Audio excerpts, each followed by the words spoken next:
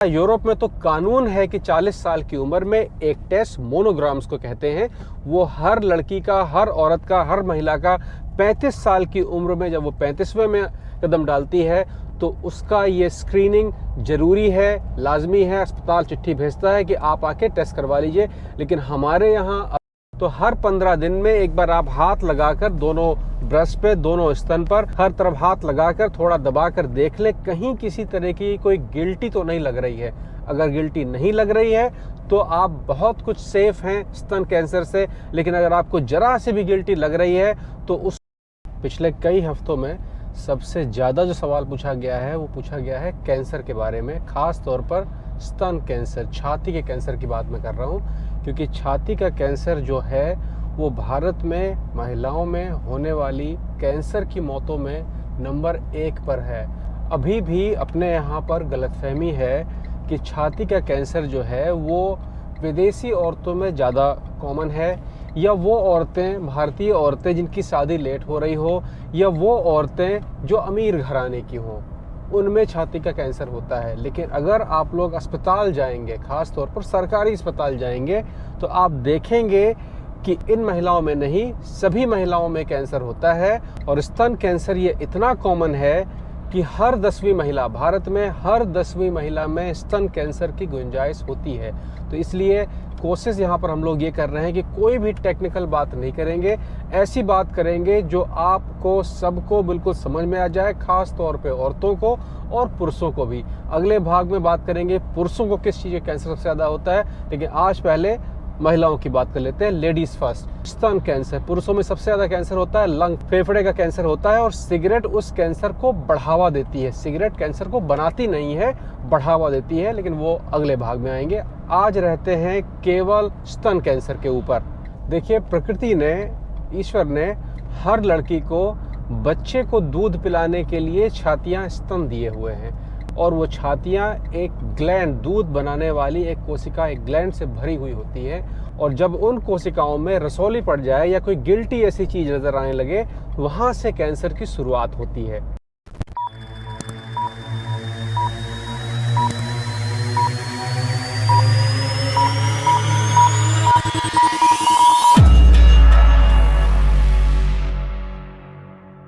भैया season 2 laptop give away शुरू हो गया है। करना इसमें कुछ खास नहीं है, सिर्फ अपना नाम लिख के भेज देना है। एक बार लिख के भेज दिए हैं, दोबारा लिखने की जरूरत नहीं है, वो नाम अपने आप चला जाएगा। सिर्फ आपको लिखना है कि मैं विद्यार्थी हूँ। अगर आपकी उम्र 12 से 30 वर्ष के बीच में है और आप किसी भी तरह का विद्या अर्जन कर रहे हैं तो आप इसे पा सकते हैं। उन लोगों को, उन आईडीज को जिनको पिछले गिव अवे में लैपटॉप मिल चुका है, उनका नाम इस बार शामिल नहीं होगा, बाकी सबका वेलकम है।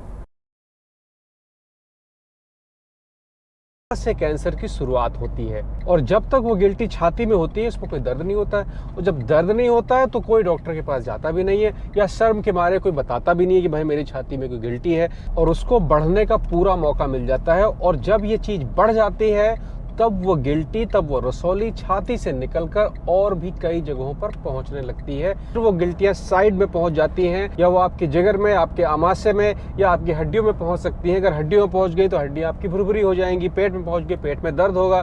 तो जो आमतौर पर स्तन कैंसर होता है, उससे होने वाली मौतें स्तन की वजह से नहीं होती हैं, उसके साइड जो उसकी वजह से इधर उधर कैंसर फैल गया है उसकी वजह से मौत होती है। खास तौर पर वो खून के अंदर जब पहुंच जाती है तो खून पूरे शरीर में चलता रहता है, तो वो जो कैंसर का मवाद है, तो वो कैंसर का जो मवाद है वो बाकी जगहों पर पहुंचकर और कई तरह के कैंसर बनाता है। कैंसर हमारे सिर के बाल से लेके नाखून, पैर के नाखून तक में किसी भी चीज में कैंसर हो सकता है। कैंसर के लिए मैंने एक पूरा एपिसोड अलग बनाया था, उसका मैं लिंक डाल दूंगा नीचे। एक मोटी भाषा में कैंसर ये आप समझ लें कि कैंसर कोई बीमारी नहीं होता है।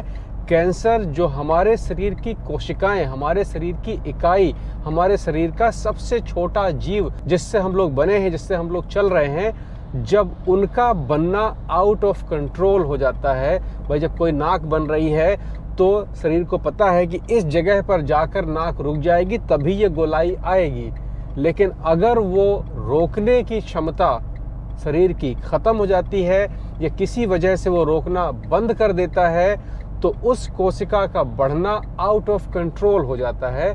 और कोई भी आउट ऑफ कंट्रोल चीज़ शरीर के अंदर प्रेशर डालना शुरू कर देती है, और शरीर एक मशीन है, कोई भी प्रेशर वो एक हद तक बर्दाश्त करेगा, उसके बाद वो टूट जाएगा। सेल्स, कोशिकाएं जो होती हैं अपने आप की फोटोकॉपी करती हैं, बिल्कुल जैसी बनी हुई है वैसी बनती हैं। कभी कभी क्या होता है कि फोटोकॉपी करने में, जैसे आमतौर की फोटोकॉपी होती है कि फोटोकॉपी हो रही है और उसमें एक लाइन पड़ गई, एक अलग से कुछ आ गया, तो कोई फोटोकॉपी खराब हो गई।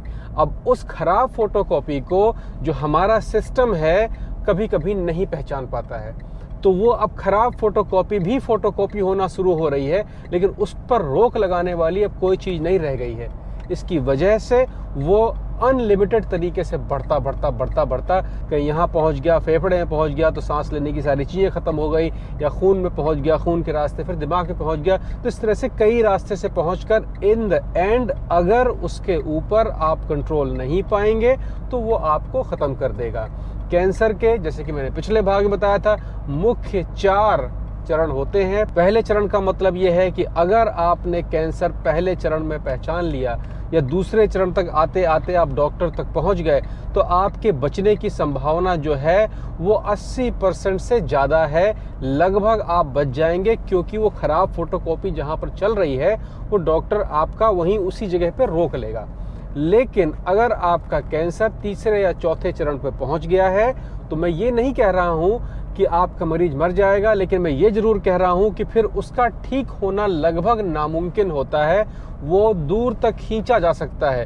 क्योंकि तीसरे और चौथे चरण का मतलब ये होता है कि अब वो खराब फोटोकॉपी, अब वो खराब आउट ऑफ कंट्रोल चीज़ और भी कई जगहों तक पहुंच चुकी है, जिसको खोजना, उसका पूरा इलाज करना, या आपके शरीर में अब उतनी ताकत रह भी गई है कि इलाज करवा सके या नहीं, उन सब पर निर्भर करता है। और आमतौर पर तीसरे या चौथे चरण में ये सब संभव नहीं हो पाता है। इसका मैं पूरी जानकारी एक लिंक में डाल देता हूँ, नीचे आपको डिस्क्रिप्शन में वो लिंक मिल जाएगा।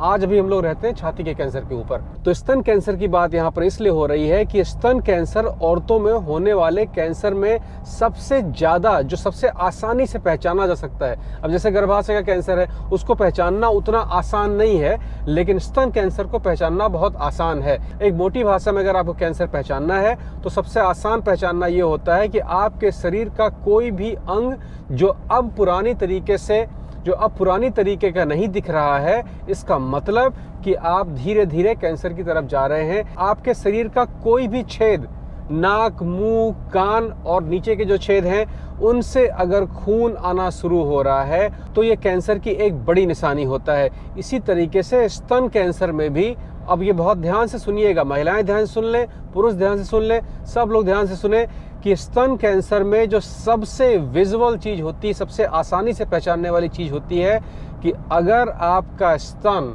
2 अलग अलग साइज का हो रहा है, मतलब कि शुरू में एक ही जैसा था और बाद में एक छोटा और एक बड़ा हो रहा है, तो आपके स्तन में कैंसर डेवलप होने का चांस बहुत ज़्यादा है।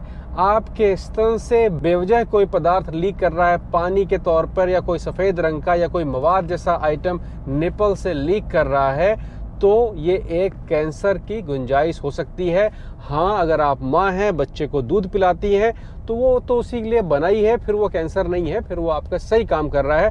लेकिन अगर आप माँ नहीं है और अचानक आपके स्तन से किसी तरीके का पदार्थ ड्रॉप करना शुरू करता है, तो आप ये समझ लें कि कोई ना कोई बात यहाँ पर है, कुछ गड़बड़ी चल रही है। उसके अलावा अगर आपको अपने स्तन पर हाथ लगाने पर कहीं पर भी कोई भी जरा सी भी गिल्टी जैसा आभास हो रहा है, तो ये कैंसर की शुरुआत हो सकती है। मैं ये नहीं कह रहा हूँ कि ये कैंसर ही होगा, लेकिन ये शुरुआत हो सकती है। आपने अगर उसी समय अपने किसी डॉक्टर से संपर्क किया और चेकअप करवा लिया, तो ये हो सकता है कि वो कैंसर ना हो, लेकिन अगर वो कैंसर होगा तो वहाँ पर ये आपका पहला स्टेज है कि जब आपने हाथ से महसूस कर लिया, वो आपका पहला स्टेज है।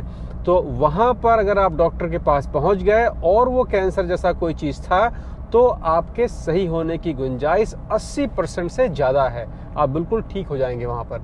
तो अगर जरा सा भी कुछ लग रहा है तो उसको जरूर चेक करिएगा। यहाँ पर हमारे यहाँ यूरोप में तो कानून है कि 40 साल की उम्र में एक टेस्ट मोनोग्राम्स को कहते हैं, वो हर लड़की का, हर औरत का, हर महिला का 35 साल की उम्र में जब वो 35वें में कदम डालती है तो उसका ये स्क्रीनिंग जरूरी है, लाजमी है। अस्पताल चिट्ठी भेजता है कि आप आके टेस्ट करवा लीजिए, लेकिन हमारे यहाँ अभी हम लोग उतना आगे तक नहीं पहुँचे हैं टेस्ट और स्क्रीनिंग के मामले में।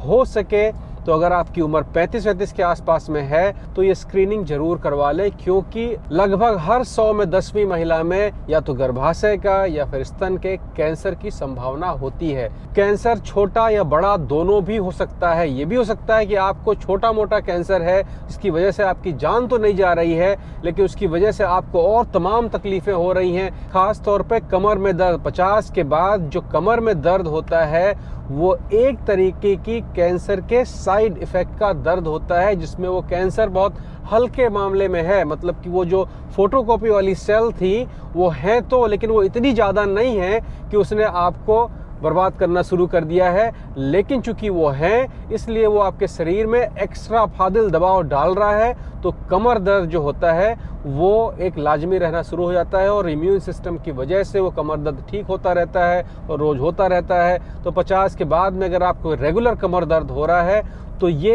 एक छोटी संभावना हो सकती है उस कैंसर की। तो अगर आपने ये मोनोग्राम स्क्रीनिंग करवाई है तो आपको पता रहेगा कि भाई जो मुझे 50 के बाद होने वाली छोटी मोटी तकलीफें हैं वो किसी गिल्टी या किसी रसौली की वजह से नहीं आने वाली हैं। सेल्फ टेस्ट आप लोग खुद घर पे भी कर सकते हैं। सेल्फ टेस्ट ये होता है कि हर 15 दिन में, आपकी उम्र अगर 35 से ऊपर है तो हर 15 दिन में एक बार आप हाथ लगाकर दोनों ब्रेस्ट पे, दोनों स्तन पर हर तरफ हाथ लगाकर थोड़ा दबाकर देख ले कहीं किसी तरह की कोई गिल्टी तो नहीं लग रही है। अगर गिल्टी नहीं लग रही है तो आप बहुत कुछ सेफ हैं स्तन कैंसर से। लेकिन अगर आपको जरा से भी गिल्टी लग रही है तो उसको बिल्कुल अर्ली स्टेज पे ही चेक करवा लें। हो सकता है वो कुछ ना हो, लेकिन ये भी हो सकता है कि वो तबाही की शुरुआत हो।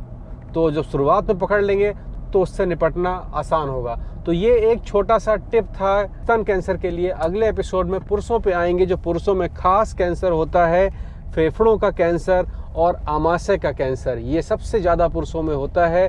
जो हम लोग कहते हैं ना सिगरेट की वजह से कैंसर हो जाता है, सिगरेट की वजह से कैंसर नहीं होता है, लेकिन सिगरेट कैंसर को बढ़ावा देता है। सिगरेट के अंदर जो निकोटीन होती है वो कैंसर को बढ़ाने में मदद करती है। सिगरेट की वजह से जो फोटोकॉपियां गड़बड़ होनी शुरू होती हैं उस पर दिमाग का कंट्रोल कम हो जाता है। इसकी वजह से कैंसर बढ़ जाता है। चूंकि फेफड़ा सबसे जल्दी संक्रमित होता है इसलिए फेफड़ों का कैंसर जल्दी होता है, नहीं तो मुंह का कैंसर या और बाकी कैंसर हो सकते हैं, जिसके बारे में आने वाले भागों में बात करेंगे। लेकिन ये था आज का स्तन कैंसर। इससे संबंधित कोई बातचीत हो, कोई सवाल जवाब हो तो ज़रूर लिखिएगा। और आने वाले भाग में जो हमारे घर में बेबी आने वाला है उस पर बात करेंगे। लड़का होगा कि लड़की होगा उस पर बात करेंगे। और लड़का होने के लिए किस तरह के गणित की ज़रूरत है या लड़की होने के लिए किस तरह की गणित की ज़रूरत है कि जो बच्चा हो वो आपके मन माफिक हो, उस पर भी बात करेंगे। तो ये सब आने वाले भागों के लिए है। आज का यहीं तक। अपना ख्याल रखिएगा और अगले हफ्ते मंगल बुध को मेरे ख्याल से वो जो कोरोना की दवाइयाँ हैं उसका डेमो आपको दिखाएंगे। फिर मिलेंगे। ख्याल रखिएगा अपना।